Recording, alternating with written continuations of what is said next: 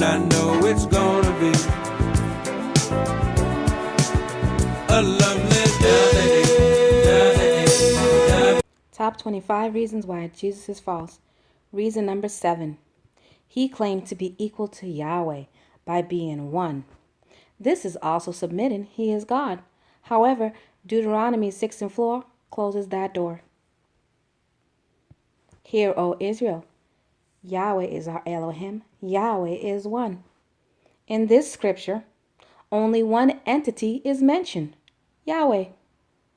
No joining of two or more entities. One means one alone and not unity. So, hear, O Israel, Yahweh is our Elohim. It doesn't mean three in one God, because it doesn't mention anyone else.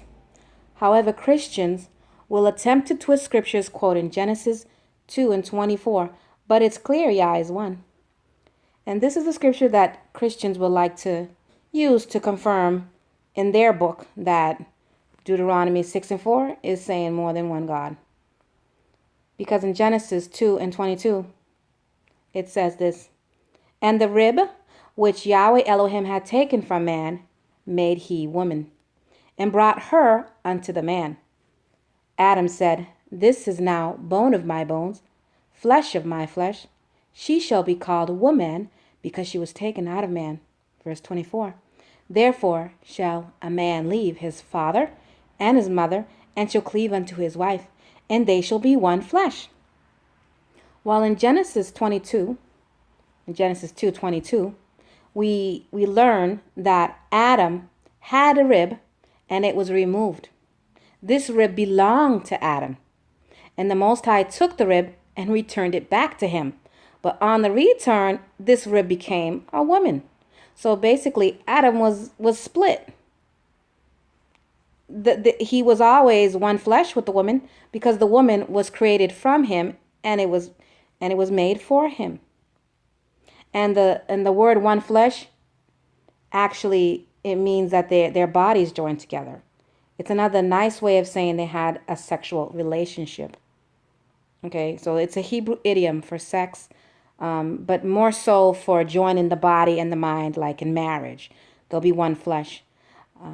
So in Genesis 2:22, we see two separate entities, woman and man, and those two entities are joined together as one.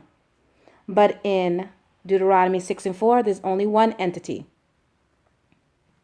So Christians attempt to say, when Jesus said in John 10:30, "I and my Father are one," they attempt to try to say that when Deuteronomy says, "Hear, O Israel, Yahweh our Elohim, Yahweh is one," they're trying to say that word one means unity, and they use Genesis 2:22. So be careful for that. That's just twisting scriptures, because there's no entity other than the Most High in Deuteronomy 6:4, but Genesis 2:22, there's two entities, a man and a woman. They're separate bodies, and they get joined together in marriage. So the Most High has always been one alone. And to learn that the Most High Yah is alone, read Isaiah 45:5-8. However, I'm going to read it for you right now. Before I do, I want to bring to your attention a Hebrew word, Elohim. The Hebrew word Elohim has been translated in the English King James Version as God. So in the book of Genesis, it actually says, instead of saying God created everything, it actually says Elohim created everything. Many people will tell you that the word Elohim, the Hebrew word Elohim, is plural. So because they believe that the word Elohim is plural, that's how they convince themselves that there was more than one entity in creation. And this is how they try to convince people that Jesus and even angels were there during creation. But I'm going to read these scriptures, and you can go read it yourself later for yourself. And we're going to see who was there during creation, because you got to bring more than one witness. And these scriptures witness for Yahweh that he is truly one Elohim. Isaiah 45:5-8. "I am Yahweh, and there is none else.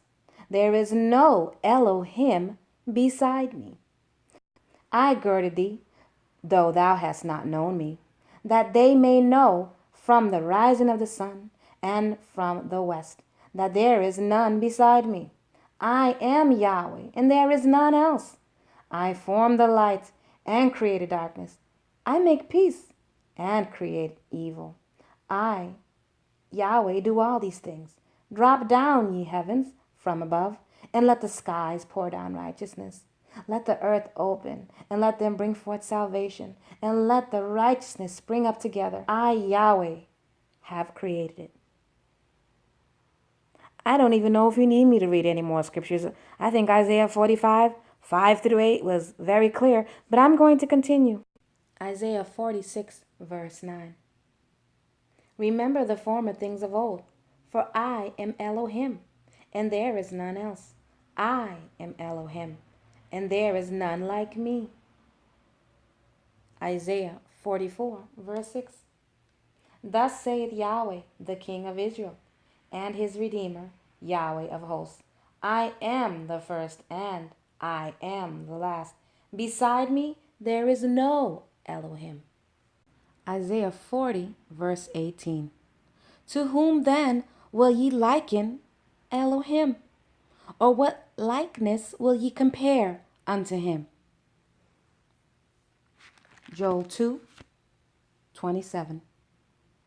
And ye shall know that I am in the midst of Israel, and that I am Yahweh your Elohim, and none else. And my people shall never be ashamed. 1 Kings 8 and 60. That all the people of the earth may know that Yahweh is Elohim, and that there is none else. Deuteronomy 32, 39. See now that I, even I, am He, and there is no Elohim with me. I kill, and I make alive. I wound, and I heal. Neither is there any that can deliver out of my hand. This is reason number 7 why Jesus is false. You've heard many scriptures proving that Yahweh is Elohim alone, and that there's nobody with him. And that when Deuteronomy 6 and 4 says Yahweh is one, it literally means he is one. There's nobody else with him. It doesn't mean unity, as some Christians or Christians Israelite want to cause many to believe. Thank you for watching. Don't forget to like, share, subscribe, and turn on notifications for new videos. If you were blessed and enjoyed this topic and liked my style of teaching the Word of Yah, support me on Patreon. I can't continue making videos and posts without the support of my Patreons. Patreons also get special perks and more information. See the link on the information tab. Shalom and Yah bless.